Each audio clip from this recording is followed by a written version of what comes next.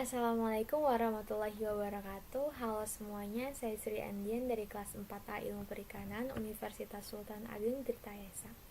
Pada kesempatan kali ini saya akan melakukan analisis permasalahan menggunakan analisis SWOT. Nah, untuk mengetahui lebih lanjut bagaimana analisis SWOT, langsung saja disimak penjelasan berikut ini. Nah, sebelumnya saya menggunakan jurnal acuan dari karyanya Radarwati Siti et al. Pada tahun 2010 dengan judul jurnal Analisis Faktor Internal Eksternal dan Status Keberlanjutan Pengelolaan Perikanan Tangkap di Teluk Jakarta. Nah, untuk mengetahui apa itu analisis SWOT, langsung saja saya jelaskan di sini. Analisis SWOT merupakan identifikasi berbagai faktor secara sistematis untuk merumuskan strategi perusahaan. Namun pada dasarnya analisis SWOT ini dapat juga dilakukan pada berbagai permasalahan atau objek yang akan ditentukan strateginya. Nah, analisis ini didasarkan pada logika yang dapat memaksimalkan kekuatan atau strength, kemudian peluang atau opportunity, namun secara bersamaan dapat meminimalkan kelemahan atau weakness dan ancaman atau threat. Jadi analisis SWOT ini itu analisis yang menggabungkan antara kekuatan, kelemahan, peluang dan ancaman. Dan mengapa disebut SWOT? Ini merupakan singkatan dari keempat faktor tersebut. Nah, faktor-faktornya itu dikelompokkan menjadi dua, yaitu faktor internal dan faktor eksternal, di mana internal ini merupakan faktor yang bersumber dari suatu permasalahan tersebut, dari dalam permasalahan tersebut, dan faktor eksternal ini di luar dari permasalahan tersebut. Dan faktor internal ini meliputi kekuatan dan kelemahan, dan faktor eksternal meliputi peluang dan ancaman. Dan next di sini dalam melakukan analisis SWOT tentunya ada tahapan-tahapan yang harus dilakukan. Yang pertama itu adalah melakukan identifikasi faktor, yaitu meliputi faktor internal dan eksternal yang seperti bagaimana saya telah jelaskan yang tadi. Dan selanjutnya ada penilaian skor dan bobot pada setiap faktor. Yang ketiga itu ada pembuatan matriks SWOT, dan yang terakhir adalah pengambilan keputusan. Langsung saja di sini ada beberapa penjelasan dari permasalahan pada jurnal yang saya acu atau pada jurnal yang saya angkat dalam topik pembahasan kali ini. Pertama, perikanan tangkap di Teluk Jakarta merupakan kegiatan usaha penting bagi kehidupan masyarakat Jakarta Utara dan Kepulauan Seribu. Dikarenakan kegiatan perikanan, baik budidaya maupun perikanan tangkapnya, sudah merupakan budaya bahari yang melekat pada masyarakat di Teluk Jakarta tersebut. Dan pada Teluk Jakarta tersebut ini pula sudah dibangun seperti pelabuhan perikanan, kemudian samudra, perikanan samudra, dan lokasi pendaratan ikan yang telah dibangun di pantai utara Jakarta. Jadi sarana prasarananya sudah beberapa ada yang dibangun. Namun dalam hal ini juga terjadi permasalahan yang terjadi di perikanan tangkap di Teluk Jakarta. Yang pertama di sini adanya produksi perikanan yang mengalami penurunan yang cukup drastis, mencapai 8% sejak tahun 2002. Selanjutnya adanya tingkat pencemaran yang semakin tinggi yang berasal dari sampah, juga berasal dari tumpahan minyak. Selain itu juga adanya konflik penggunaan lahan wilayah pesisir yang sering terjadi sehingga mengancam keberlanjutan kegiatan perikanan tangkap di lokasi. Nah, itu merupakan permasalahan-permasalahan yang ada di pantai utara Jakarta atau di Teluk Jakarta.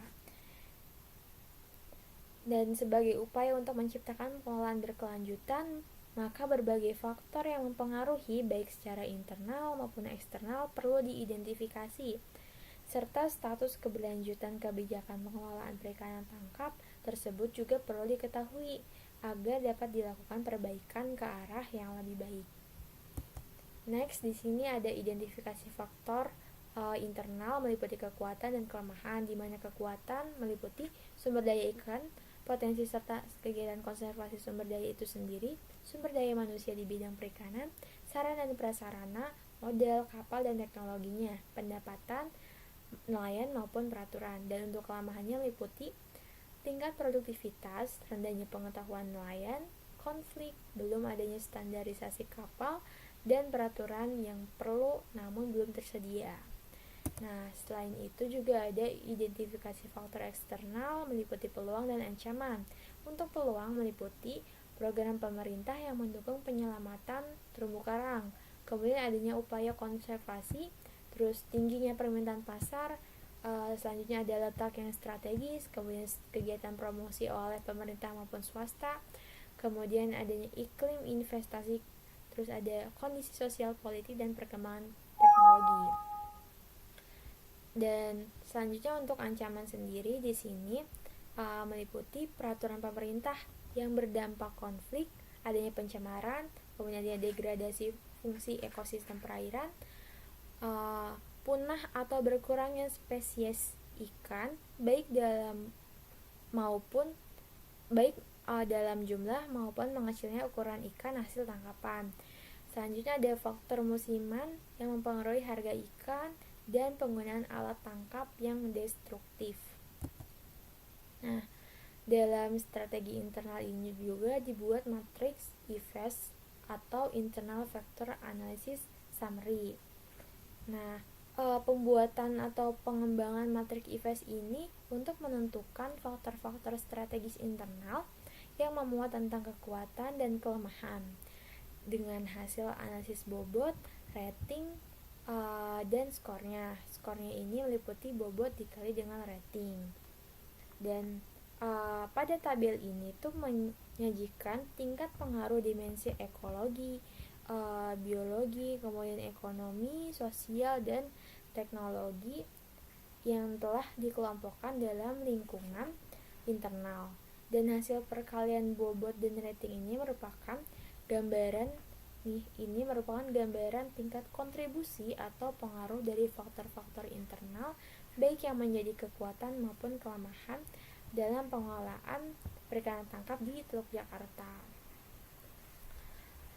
Dan di sini ada nilai-nilainya di mana total dari kekuatan ini berjumlah 1,711 dan total dari kelemahan ini berjumlah 0,819. Berikutnya di sini juga ada matriks dari faktor eksternal atau EFAS yang merupakan singkatan dari External Factor Analysis Summary. Sama seperti faktor yang IFAS, di sini juga menyajikan kolom-kolom bobot, rating, dan skor atau bobot dikali rating. Dan untuk faktor eksternal ini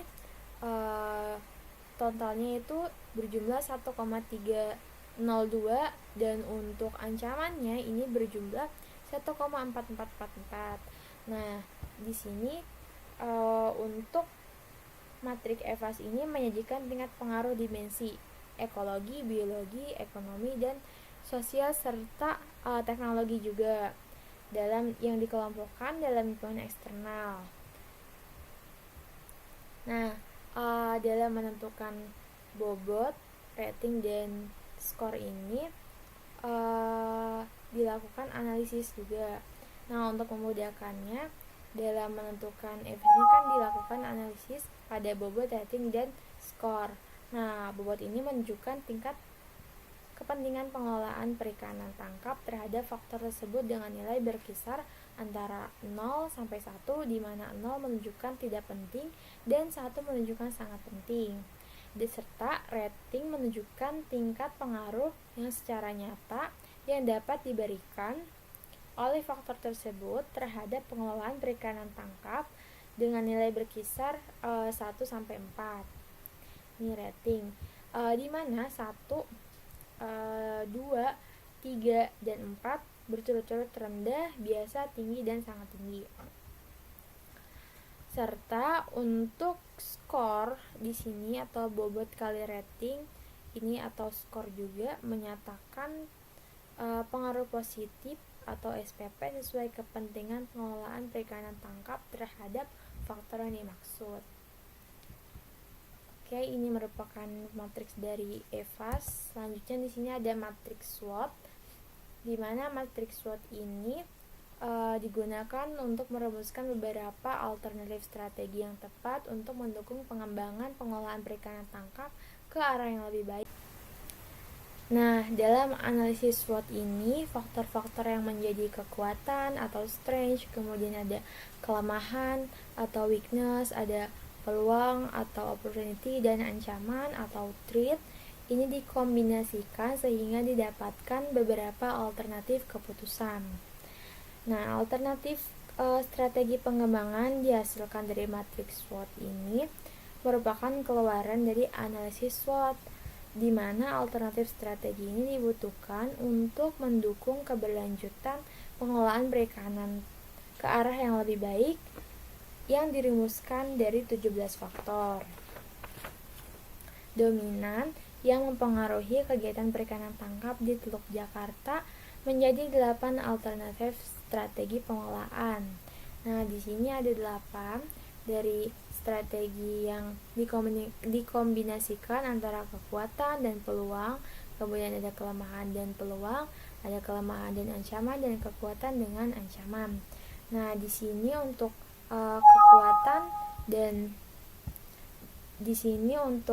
kekuatan dan opportunity atau peluang itu meliputi pemberdayaan sumber daya manusia di bidang perikanan melalui penyuluhan teknis dan manajemen untuk pemanfaatan potensi sumber daya ikan. Selanjutnya ada peningkatan kualitas produk melalui diversifikasi produk untuk memenuhi permintaan komoditi perikanan yang tinggi. Ada pula peningkatan kemampuan nelayan mandiri melalui kemudahan akses ke fasilitas modal, jalur distribusi, dan pasar.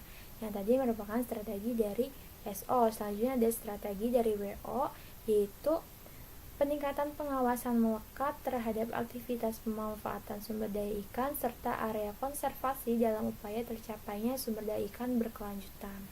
Adapun strategi ST merupakan kombinasi dari kekuatan dan ancaman, meliputi penyuluhan kepada nelayan terhadap pentingnya kawasan konservasi dan manfaatnya bagi kelestarian sumber daya ikan, dan manajemen terpadu untuk mempertahankan dan peningkatan fungsi ekosistem perairan, terutama pencegahan terjadinya pencemaran yang berkelanjutan.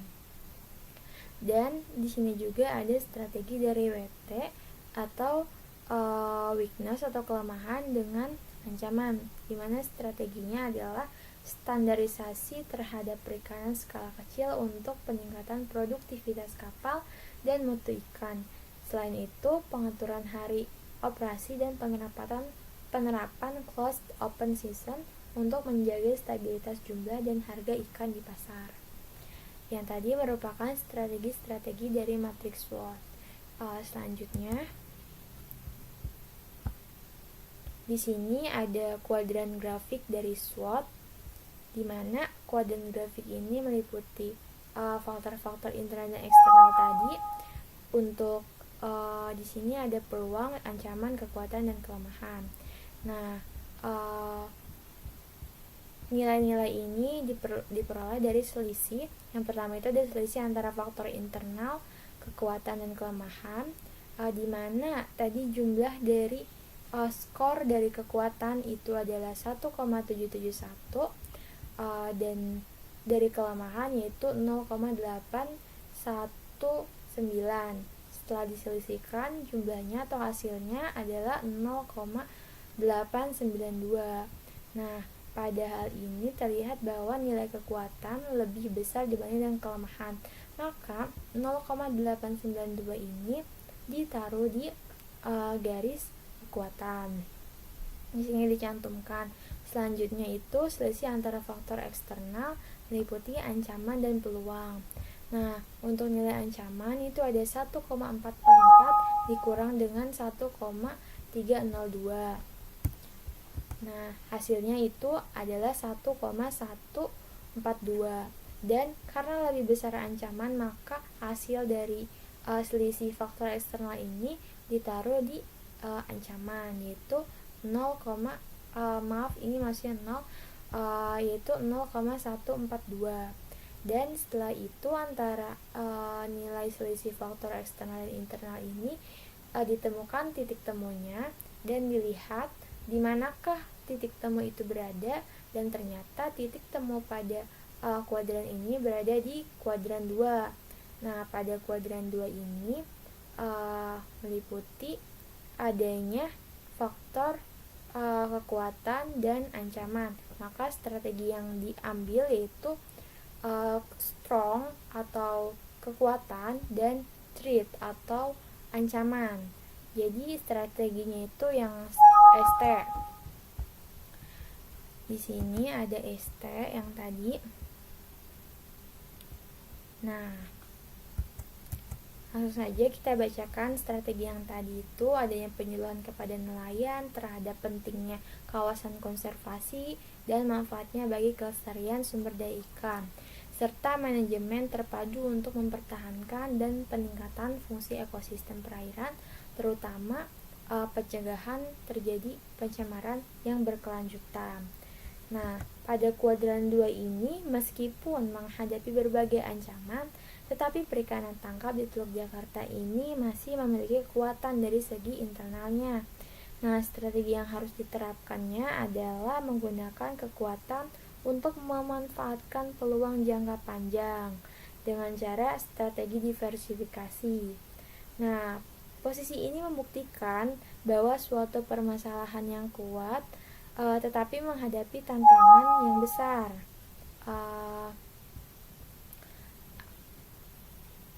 Sarannya itu adalah diberi strategi diversifikasi. Maksudnya adalah pada situasi ini perikanan tangkap di Jakarta ini mantap, namun juga menghadapi sejumlah tantangan yang berat, sehingga diperkirakan rodanya akan mengalami kesulitan untuk berputar jika hanya bergantung pada taktik sebelumnya.